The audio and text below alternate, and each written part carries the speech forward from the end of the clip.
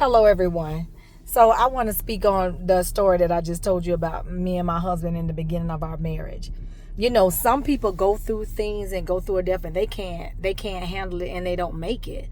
Um, we have to remember what we got married for. You know what I mean? I know it's the for better, for worse, for sickness, for health, till death do us part and all that kind of stuff. But we made a covenant with that person, and we made a covenant with God.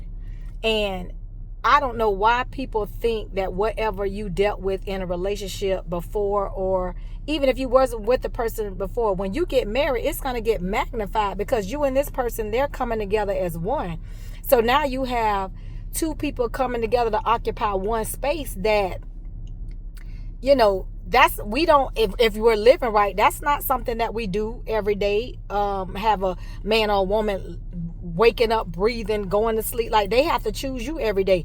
My husband has to choose me every day, and I have to choose him every day, because trust and believe, like my spiritual father say, they can choose somebody else. You know what I mean? This is a society now where divorce is nothing. It's nothing. Back in the day, I heard people used to stay married no matter what was happening. I'm talking about people had whole nother families. Men had whole nother families, and the wife was there. She was not leaving the man. And they raised their children. And now that I'm not saying is right, but what I'm saying is back then they understood the value of marriage. And women, we are king makers. We are supposed to be uplifting our husband. And I'm gonna tell you something. Back in the day, when in my early 30s or whatever, I was terrible. I had a dominant spirit in me. You know my childhood, so I was the type of mind frame like, hey, you can't tell me what to do, and I don't have no father, and I do what I want to do. And we were separate. My money was separate, his money was separate, and we spent years of drama because of that. Because it's not true. When you get married, you become one flesh. You're no longer two people. In the eyes of God, you're one person. You know what I mean? And wives, we are supposed to submit and reverence our husbands, and husbands are supposed to love their wives like Christ loves the church. That means us. So both of us have a job to do in marriage. We are supposed to love and to submit to one another. We're supposed to be standing on each other's side. And a lot of people get married, and the first thing that happens negative, you getting a divorce. Hey, I used to say divorce probably every other sentence.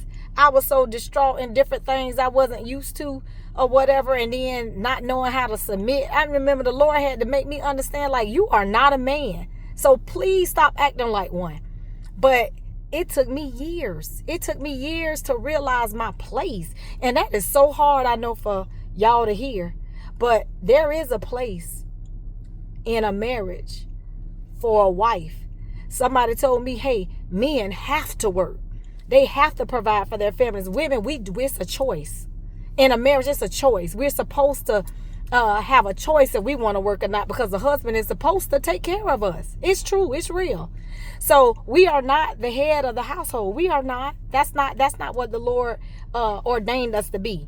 So think about that. I know it's hard to hear, but you are a wife and a king maker. Be blessed. Have a nice day, and I'll talk to you guys tomorrow.